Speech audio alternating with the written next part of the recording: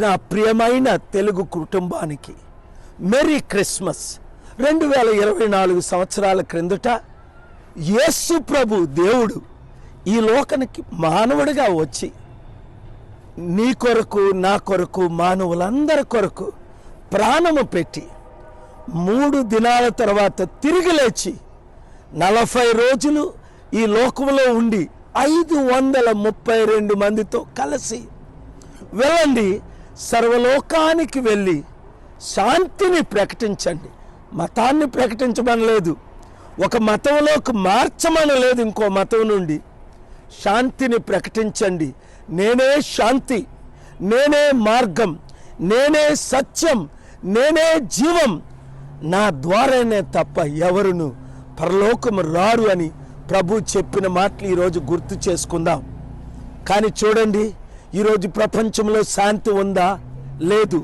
నెమ్మది ఉందా? లేదు. కుటుంబంలో గొడవలు, తల్లిదండ్రులకి పిల్లలకి గొడవలు, అత్త మామల మధ్య గొడవలు,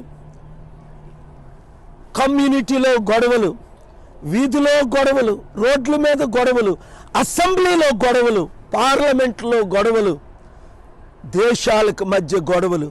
197 దేశాల్లో ప్రతి దేశం ఇంకొక దేశంతో, భారతదేశం చుట్టూ ఉన్న దేశాలతో భారతదేశానికి గొడవ, పాకిస్తాన్తో గొడవ, మియన్మార్తో గొడవ, బంగ్లాదేశ్తో గొడవ, Iraq, Iran, Syria, Libya, Sudan గొడవలతో కోట్ల మంది చనిపోయారు.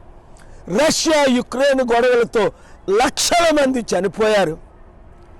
శాంతి, రండి నా దగ్గరికి, నేను శాంతినిస్తానని ప్రభు అంటే యుద్ధాలే యుద్ధాలు.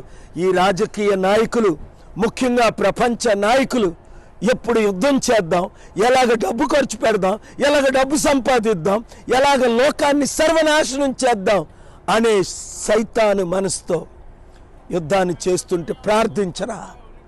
మీరందరూ ఈరోజు ప్రార్థించి ఏదో గిఫ్ట్లు ఇచ్చుకోవడం కాదు, ఇంటికెళ్ళి తినడం కాదు, లేదా తాగి పడుకోవడం కాదు. క్రీస్తు పుట్టింది నిన్ను నన్ను రక్షించడానికి, మన ద్వారా క్రీస్తు సందేశాన్ని లోకానికి ప్రకటించడానికి. ఈ మెసేజ్ వింటున్న వారందరూ ఈ మెసేజ్ని అనేక మందికి పంపించి, క్రీస్తులో మీరు, మీలో క్రీస్తు అనగా ప్రభువా నా హృదయంలోకి రా, నా మనస్సులోకి రా, నా జీవితాన్ని మార్చు.